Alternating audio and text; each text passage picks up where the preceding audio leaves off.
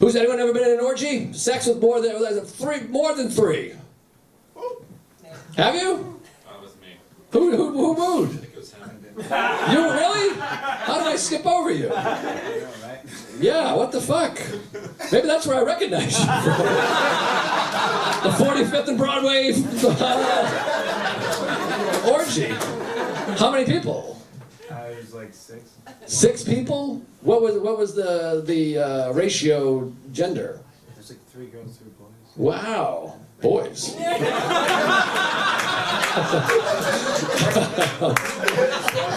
Let's just say men and women, for God's sakes.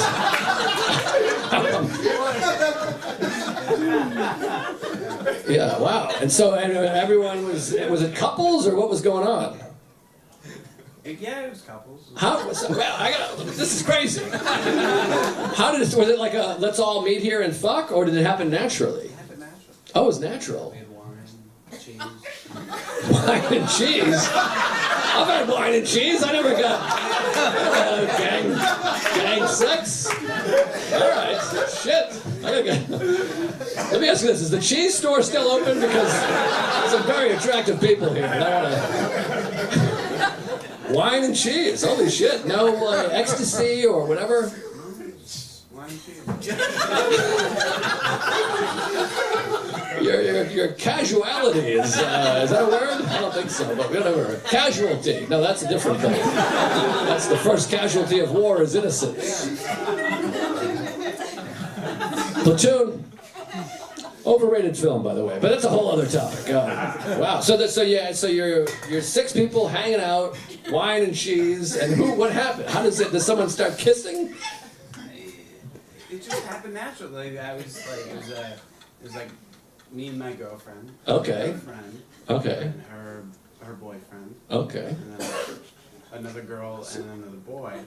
We're just hanging out. We're like, oh yeah, like we had a little too much to drink. Bada bing, bada boom. Wow! Are you Italian this whole time I've been doing this shit? Whoa! Whoa! I took my dick, her pussy, his dick. What the fuck? What the fuck are you gonna do? You got a couple dicks, couple pussies, oh! Don't overcook it, or else you're not gonna have a pussy and a dick. Wow, that's exciting. Was it fun? It's actually kind of weird. It was kind of weird. Well, yeah, I mean, you get 6 people fucking. My thing with this wacky sex is after you come, you have that thing where you're like, all right. You know what I mean? You gotta be like, I'll see you, Ted. Hey, Pete, take care. You know what I mean? It's the transition. You know what I wish for Orgy? There was that like Men in Black, you know, like you kind of like, what is it? Neuralizer. A neuralizer, yes. We all suck each other off in the steam room and then you're like, oh, wow, I gotta call my mother, you know? Wow, 6. So did you and your girlfriend both hook up with other people? Yeah, with my girlfriend at the time, yeah. Yeah, wow. Well, imagine.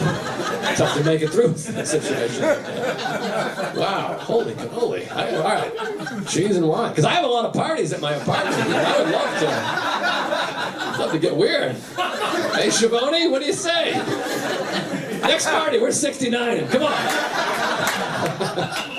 You gotta get some more cheese in that son of a bitch. Gouda? I recommend it. All right, Gouda. Gouda for the Buddha, you know?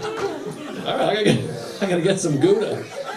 And I think different friends also. I gotta get new friends. I gotta get orgy friends. Senya, what do you think? Come on down to the house, and that's my neighbor. We hang out. We have a bad ratio though, because it's usually like 7 guys and Senya, so it's a little, and my wife. So we gotta ratio it off. Anyways, anybody want to come to an orgy? We're working it. Because, yeah, some cheese, some prosciutto, you shove in your meats, a little wine, some sugar. What movie? That's the Godfather. What Clemens is teaching him how to cook. You're going to have to cook for 20 guys one day. You shove in your meats, a little salt. It's a great film. I mean, fucking Jesus Christ. Go watch The Godfather, for Christ's sakes. Those were my first nipples I ever saw, Apollonia's nipple. And they were the same, her nipples were the same color as her breast, which I always thought was weird. Because I was like, I guess women don't have, their nipples are all one color. And then I saw some live nipples. Hey, what's going on? More paparazzi. Anyways, all right, well, we're working this orgy business. And you guys ever have sex with another couple? No. No? Not yet. Not yet? Okay, well, see you at Starbucks. We'll work something out. They sell cheese. They sell the sticks of cheese there. Get a little hot tea. Well, I want the first hot tea orgy, you know? Just a nice mug of chamomile and some, you know, some orgy. I can hang out all day. Maybe we should go to my house right now. Monday Night Football's going. We can all, we'll see what happens. You guys interested? I'm down. He's down, yeah. You can lead. You can lead and, you know. Yeah. Any orgies over here? No? I'm not asking to be in one. I'm just wondering if you get. Did anyone top six? Six? Nice. You win, buddy. And you're sat perfectly in the spot to be like the winner. Dead center. All right. Well, we got to end the show. It's been really fun. I think we got some content, too. All right. Thank you guys for coming. I appreciate it. I travel all the time, every week. I hate flying. I get very anxious when I fly. I'm not afraid of a crash. I'm afraid of a conversation. That's what I hate about flying. I was on a plane the other day. The guy next to me was like, "What do you do?" And I was like, "I mind my own business on airplanes." That's First of all, you're sitting too close together to have a conversation. The guy's trying to make eye contact. We're just staring at each other from this distance. I'm like, I could kiss you without using a neck muscle. That's how close you are. I was on a plane the other day. The guy next to me was eating a lollipop. Don't you think that's an inappropriate airplane food? A lollipop? It's too noisy. He's like... I was like, "Sir, you're turning me on. Could you relax a little bit?" They don't even sell lollipops at the airport. That's a from-home lollipop. That guy got a lollipop. He's like, "I'm going to hold on to this until I fly. I want to make sure I have that 3 inches from somebody's ear." I don't even know where you get a lollipop, by the way. Outside of a bank and a doctor's office, they don't sell them, do they? If you gave me $10 right now and you were like, "Go get me a lollipop," I would come back a week from now with my shirt torn and be like, "I couldn't do it. I don't know." I hate everybody on every plane. We all hate each other, though. That's not exclusive to me. We all hate each other. You know everyone hates each other on the airplane? Because as you're boarding the airplane, everyone just stares at you, dead in the face, angrily. The whole flight's just... That's the only time as a society we're not looking at our phone. Everyone's like, let's put our phones away and look upset at everybody else on this airplane.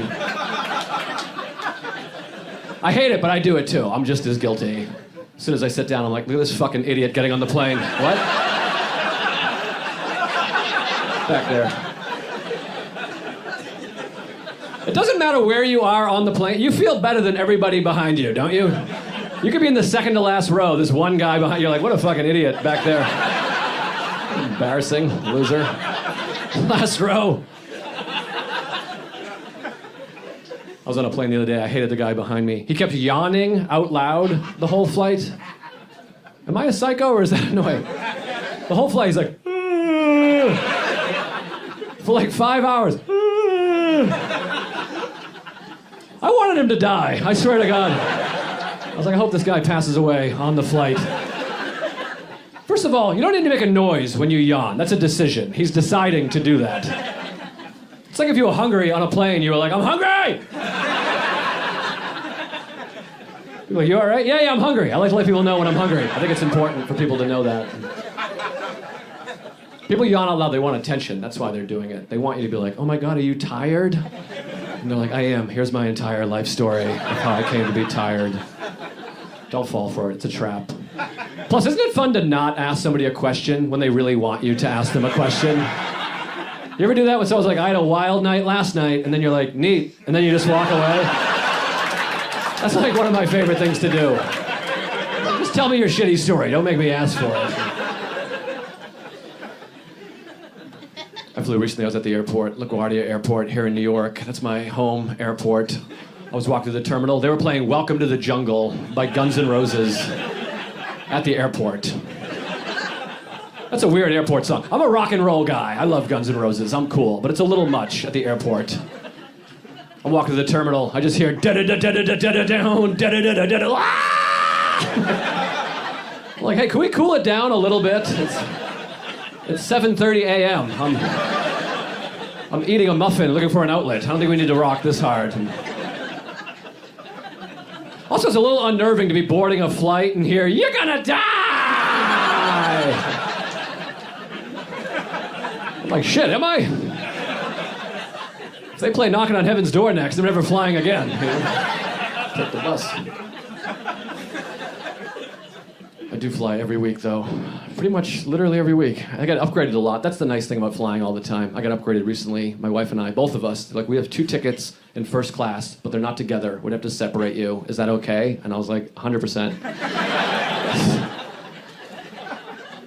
feel like that one hurt your feelings. I love my wife. I'm joking. I love my wife. But you gotta take first class if you can get it. They could be like, we have 2 tickets in first class, but you have to get divorced to have them. I would be like, baby, we had a great run. I love you. Come on, let's get comfy. It was cross-country first class, though. That's the real deal shit. That's where your seat turns into a bed. It is weird to get separated from your wife on one of those, because they put me with like a random fat guy. And I'm not making fun of her being fat, because some of you are fat, but he was so fat.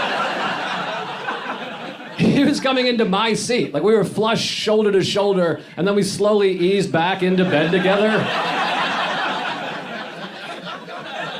And then we chose the same movie, and I was like, this is the most romantic date I've ever been on. I'm like, if this guy makes a move, I'll bang him right here. I don't give a shit.